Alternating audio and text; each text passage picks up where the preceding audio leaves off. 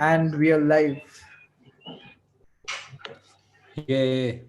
Hi, hey Roshan. Hi, a very good evening to everyone who has joined us. And we are live. Oh, I can hear an echo. Yay. Hi, hey Roshan. Hi, a very good evening to everyone. Sorry for that. Okay, so at least now we know our live is working. Yeah, Right. no doubts about that. Yeah. Good evening, everyone. Thank you so much for joining the sixth edition of the Startup Operator Weekly Roundup, where Roshan and I will be discussing the greatest and the latest startup news that transpired over the week. For this week's roundup, we have some really great IPOs coming up, some really great, startups getting funded, and a lot happening all while we're still facing the whole heat of the pandemic. But before we begin, Roshan, how was your week? Man, this week was it was like any other. I mean, just like all the weeks so far has come to be in the pandemic. Every week is no different from the other, with its own bit of twists and turns. So yeah, so that's what it is. But are you feeling the heat? Like, I mean, we have been like working from home since March, right? And as if we You can, know, Gunjan, I thought I would not say this today because, I went back and I checked all of our episodes and we become these old men who just crib and cry about how things are in the first 2 minutes of every roundup. So today we're going to be absolutely positive. We're not going to say any of that stuff, so right? let's put a positive So, spin to so it. yeah, positivism and yeah, optimism. All right, so we are gonna, soon release a 50th episode. How does that make you feel? It's amazing, man. I mean, so we started things so organically, right? And again, I mean, this is one of the positive things that has happened due to COVID, right? Which is, I've been thinking of starting a podcast for a good amount of time now, and I've kept telling you for about a year or so, right? And what really got us off our ass and got us started was this whole COVID thing, right? So we're like, hey, might as well now rather than ever, right? Looks like the world is ending, so now rather than ever. So I'm really really happy about it. I think 50 episodes in 6 months. Yeah, I think obviously a ton of learnings. But I'm pretty excited. I mean, we're coming up on episode 50 and hopefully soon episode 100 and 200 afterwards. Right, onward and upward. Yeah. All right, so let's get started with this week's roundup. As always, let's talk about the episodes that we released this week, right? One was with Amanda, where we were talking about startup partnerships and working in this whole remote environment. So, what were some Yeah. of your greatest takeaways from this episode? Um, I spoke about this last roundup as well. I mean, I really like the fact that Buffer is a remote-only company. I mean, that's pretty interesting for all of us who have had to pivot to this whole remote work over the last 6 months. And there's plenty of things like asynchronous communication, for example, that I learned from her. She also suggested a couple of tools and stuff that makes things easier. So yeah, plenty of things on that front that I could learn from her. And I quite related on the whole marketing to partnerships sort of a transition that she made, which I have done briefly as well in the past. So I kind of enjoyed the chat a lot, and she was our first international guest on the podcast, and so we got a lot of international folks checking out our podcast. So that's another added positive to the whole thing. Right. Well, so one episode was by Amanda, and the second, which I know you personally are very excited about, was the interview Yeah. with Jesse Paul, right? So, what was it like, talking to one of the marketers you look up to, and then finally having a chance to Yeah. interview her? So, what was Yeah. that experience like? So that's another awesome thing about starting this podcast, which is that I get to talk to all of the people that I've always wanted to for a, a length of time. I mean, not just a 5 or 10 minute chat, but like a really 1 hour deep dive into how they think about things, right? So Jesse Paul's was one of the first book that I read, which is No Money Marketing, almost like 10, 11 years back, I think.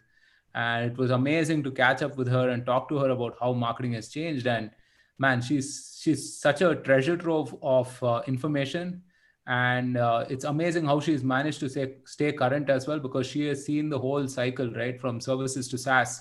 So it was a fantastic experience chatting with her. So I think we had two very good episodes this week, if I can say so myself. Yeah. Even I loved, right, the way Jesse narrated her whole journey. Mm. And for me, like I'm like, what? I'm just a guy who's starting off with his whole marketing career, right? And then hearing Jesse talk about how she moved from enterprise marketing to startup, then again back to enterprise, right? Mm. That has been like one hell of a journey. And plus a whole concept that if you want to move forward in your career, you need to make the tough calls. If you're not getting it somewhere here, then you have to fight to reach the position you want to. And that has been great. Mm. Yeah. No, that's certainly one way of looking at it. Yeah. All right, moving on. The first news for this week's roundup is Acko raising $60 million as part of a Series D funding, if I remember correctly. And Okay. Acko is backed by Amazon, right? And we see like amazing, like even in our previous roundups we discussed, right, how the whole insurtech play is gaining momentum. So, what's your take on this? Yeah. What is the valuation at? I think they should probably be They're valued at valued about at 400 or 500 million. Yeah, they're valued around 400, 500 million. Yeah. And they were this 60 million got funded by Munich Re, right? A US based reinsurer. Yeah, yeah, yeah. So plenty of things interesting about this. Obviously, the insurtech space is going to heat up, right? I mean, Acko is part of the new age digital first insurance providers like Digit, for example. And Digit is at an 800 million valuation, if I'm not mistaken. And a couple of things working really well for them. The fact that they've simplified the buying process so much, and the whole customer experience is just amazing, right? It's just I don't know if you've sought out to buy insurance. It's just, I mean, it's just a tiresome process, right? I mean, whatever type of insurance that you're buying, whether it's medical or general or term or whatever. And I really love that, startups are taking a stab at simplifying this, So I think Acko has about 50 million customers, some very good partners as well. So Ola, for example, so Ola's trip insurance is backed by Acko, right? Is underwritten by Acko. They have Oyo, Zomato, Amazon, obviously, who invested in them as well. Rapido as well. So, sorry? There's Rapido as well. Like every There's Rapido. Rapido as well. Yeah, Rapido as well. And I really like this, I mean, so there are a bunch of startups that are enabling insurers on the core side, like Waymo is, for example, right? I mean, helping them revamp their systems, provide them more intelligent agent customer experience, right? There are a bunch of people who are solving the sales and distribution side in terms of acquisition. Let's say, all of the policy bazaar type of guys, and then there is Acko, which is becoming an insurer itself, right? I mean, which is underwriting these policies. So I certainly feel we're at the throes of what is going to be a revolution, right? And Munich Re is pretty interesting because I think Munich Re's subsidiary here was Apollo Munich, which got acquired by HDFC Ergo not too long ago, if I remember correctly.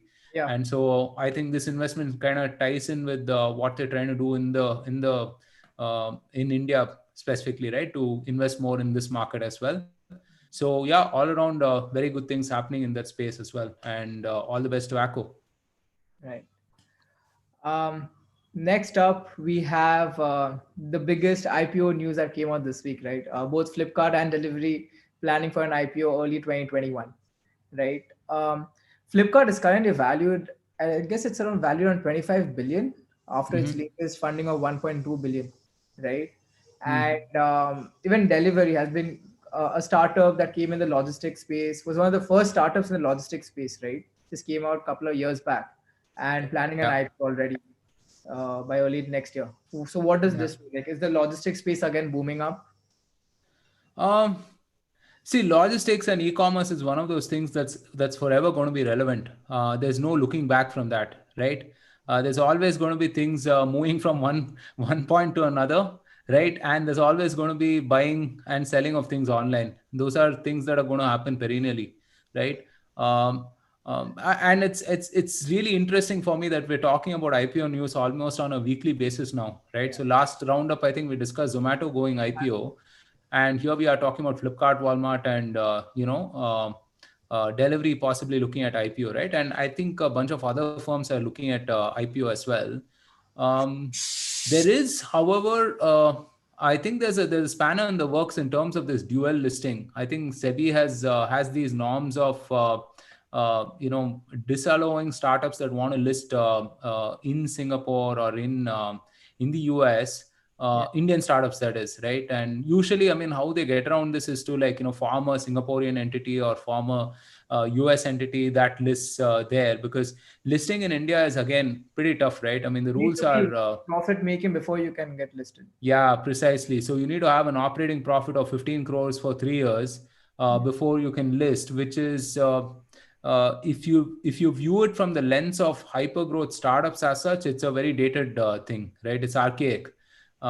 So I think bunch of those norms are due for some kind of relaxation, and let's hope better sense prevails, and we figure a way to accommodate these guys for the Indian market, because I would love to personally invest in a Flipkart or a Zomato or whoever else, right? I mean, really, I mean, Indian consumers, Indian investors should have the option of investing in these companies that they're using, man. I mean, I've ordered stuff from Flipkart for like 10 years now, right? So why wouldn't I want to invest in a Flipkart or invest in a Zomato? So let's wait and watch, I guess. But overall, again, very positive news that we're discussing IPO stuff on a weekly basis.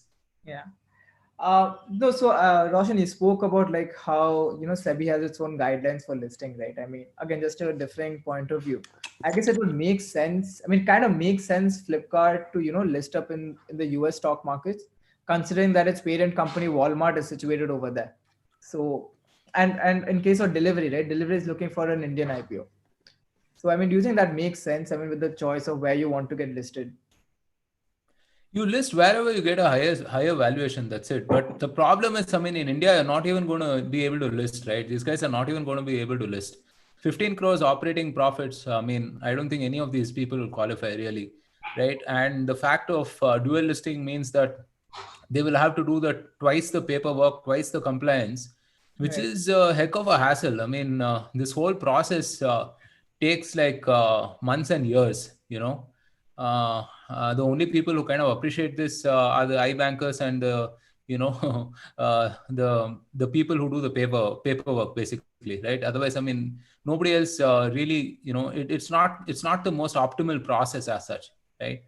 Right. So I'm not sure. I mean, I'm actually of the opinion that there are these new age startups, and we should find a way to capture most of their value in India itself. Through, if that means relaxing some norms and so on. I mean, so be it, right? Yeah. All right. All right, so this was something I was personally very excited about.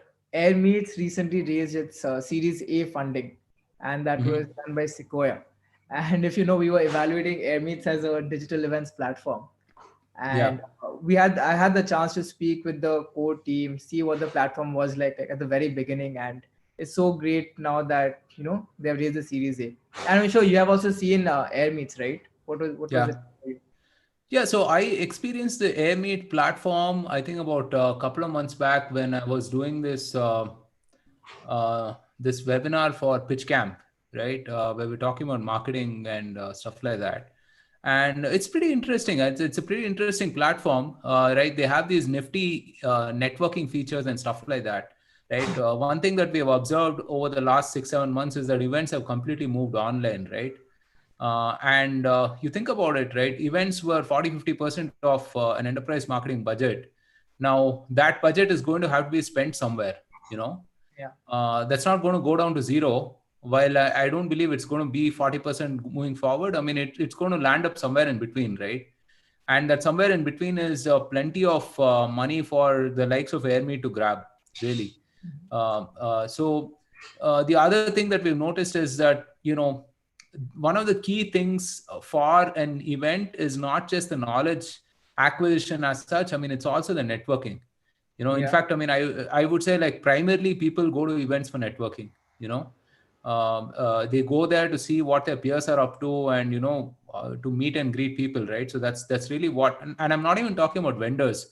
I'm talking about actual, um, like, industry leaders or whatever it is, right? Even they would actually go to these events to meet and greet people and so on. So that, mimicking that physical networking thing is something that is a white space, and Airmeet is apparently trying to solve that.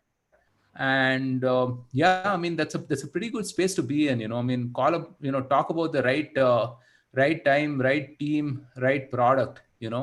I think it started by the ex Common Flow founder, if I'm not mistaken. So their execution risks are sort of hedged, I would say, right?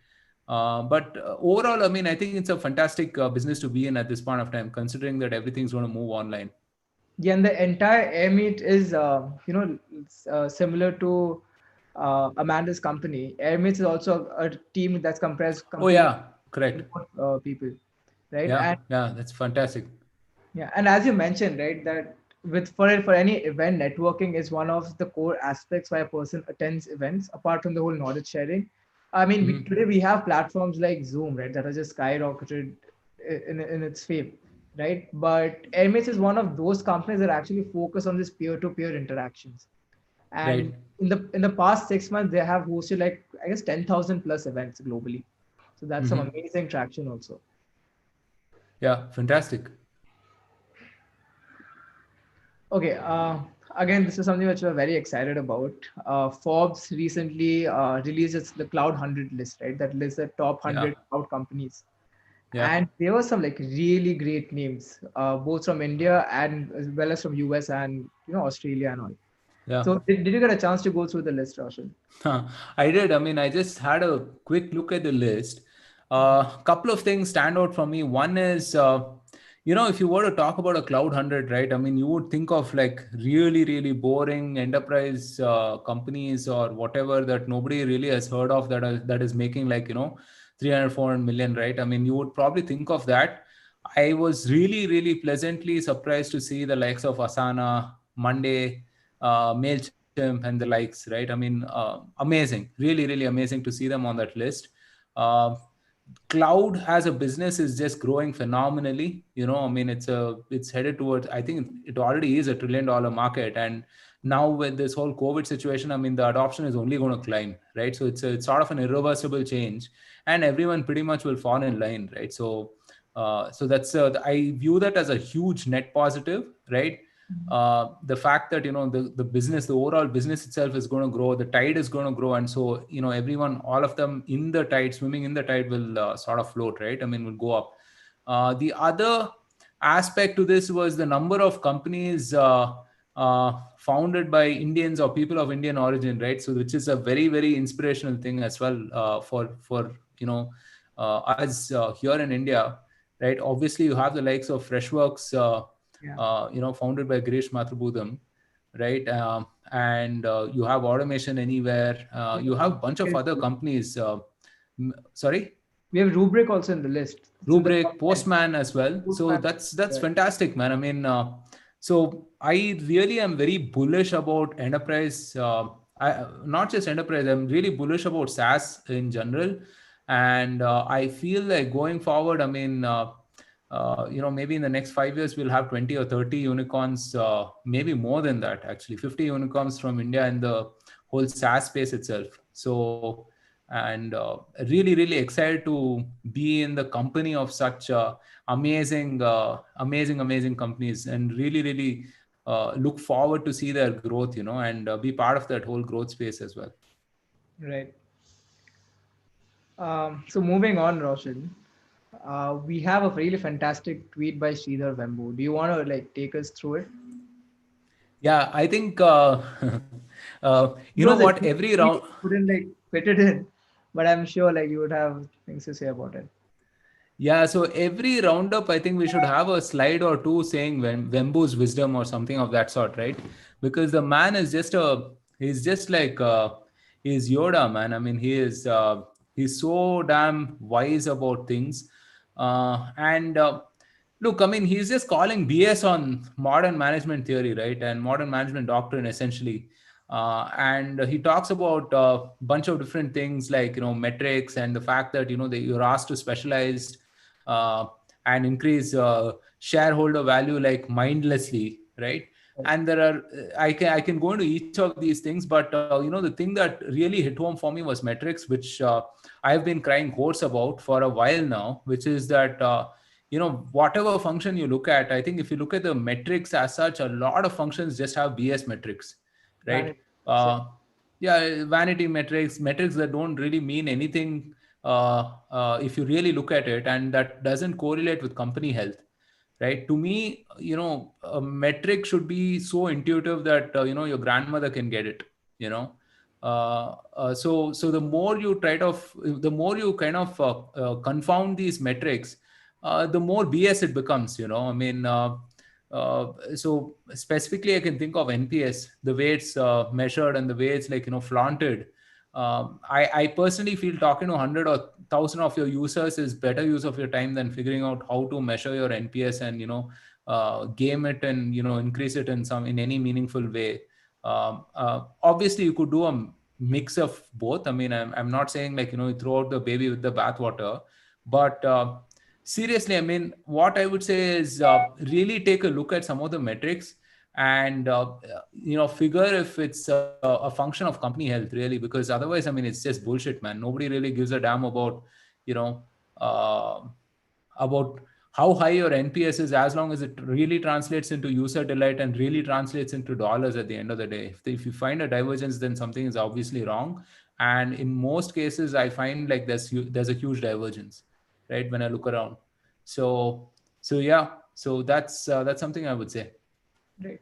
No, I remember like when we were doing this earlier episode of the Startup Operator about metrics. You mentioned that how, like everything else in the company, while you're scaling, you have to revisit what metrics you're tracking as well, because as you Mm. scale and grow, some of the metrics becomes obsolete. It doesn't really Mm. tell much as to like how the company is growing and what's actually leading to the growth. Yeah. So what I'm trying to say is as important it is to identify the right metrics. It's also important that you revisit what you're tracking from time to time. Absolutely. Absolutely. And even, I mean, the other things that he talks about, right? Even the fact that, specialize and stuff like that. I'm of the firm belief that, I mean, you have to be proactive on diversification. When I mean diversification, I don't mean like, okay, today you're building, software, tomorrow you go and build soaps or something, right? I mean, I'm not saying that. I'm saying, I mean, you should definitely carve out a team or a team within teams that can just focus on things in the general direction of goodness, because you're not going to be able to put a revenue number on that immediately. But then, I mean, you really have to build for the user, you know, Right. and predict what that person may require tomorrow or the day after, because otherwise, you're just leaving it open for someone to just come and cannibalize that piece of your business, you know and if you look at it, I mean, plenty of businesses that have become sizable right now, or like have started out as side projects, Mhm. so I really feel that that is something that you should do. And yeah, yeah, Milton Friedman, of course, I mean, plenty of us have done the whole libertarian and then sort of the curve to saying, oh my God, I mean, all of this stuff that this old man said, we'll have to take with a pinch of salt. So, yeah, I mean, a company is a living thing. It's an organic thing. It's a thing that's born out of the community. It's not an inanimate thing. And Mhm. to divorce some kind of social purpose from that company is going to lead you down the path of I mean, it's going to lead you down a very perilous path, actually. So if you look at what's happening in the US, where they don't even have bloody PPEs for a while. I mean, why do you think that happened? Because they really outsourced everything to China and here and there and wherever, mindlessly, right? To shave off cents on the dollar, and look where it got them. It just got them very, very fragile ecosystems, fragile supply chains, and ultimately, when a black swan event happened, like the pandemic, Yeah, I mean, well, they didn't have uh, they didn't have PPEs for God's sakes, right? Which is unbelievable for such a developed country, you know. I mean, yeah, And that's where I feel like, you know, the value of a community, the value of like being part of the community for any company is an intrinsic value that should not be ignored. yeah. I mean, like this whole even with the escalating trade tensions, right? I mean, China being such a is being the global manufacturing that disrupted global economies. And Yeah, um, so this I put your tweet also over here. You're talking about how because of this whole work from home scenario, the lines between personal and professional lives have been blurred out, yeah. right? So, what was the thought behind this tweet?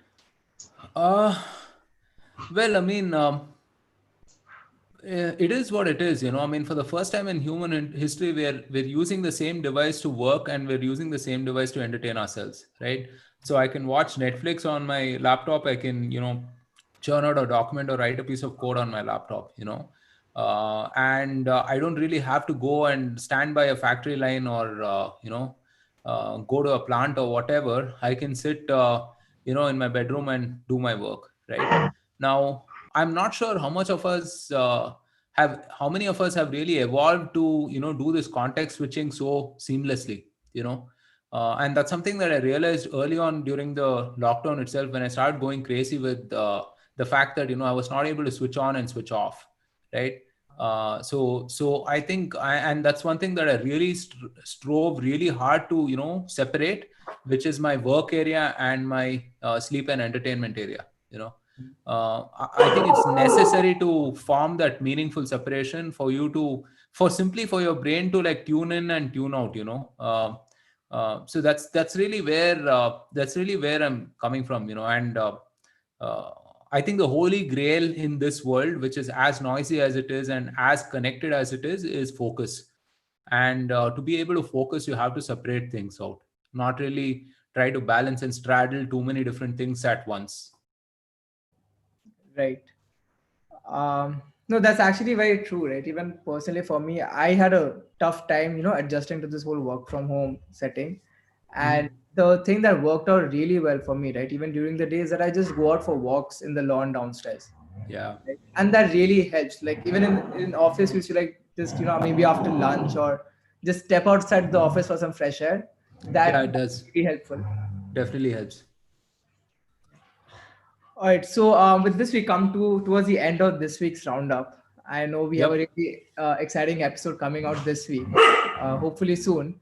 Your interview with Anurag Ramdasan, right? Who is a principal investor with 314 Capital. Yeah. Why don't you tell us what some of the things which you what people can expect out of this episode?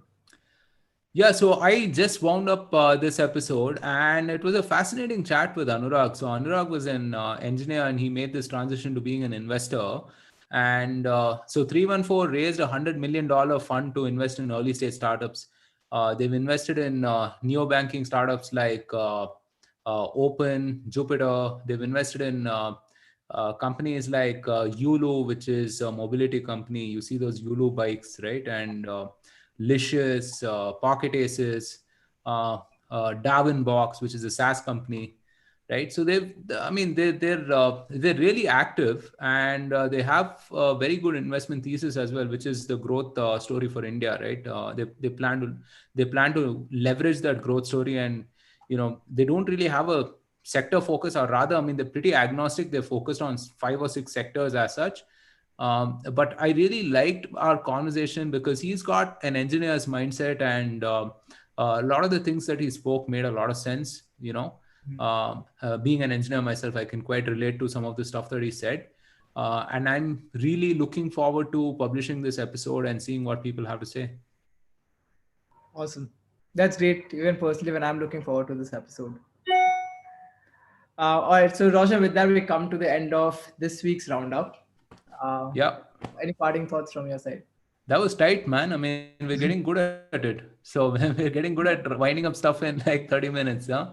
Yeah. So Fair enough. about 30 minutes, I would say. Yeah.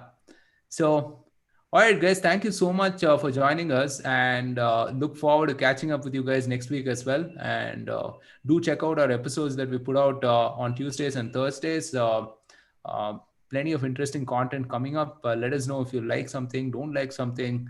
Gunjan and I will work really hard to put out good stuff. Yeah. And also, if there's anyone who you would want us to interview, an investor or a Yeah. founder, an operator that you admire and you look up to, do let us know, and we will have an interview with them and learn a lot of new insights from them. Until then, we'll again come back online live on YouTube next Friday. So till then, take care and yep, All right. have Bye a great bye. week, everyone. Bye bye. Have a great weekend.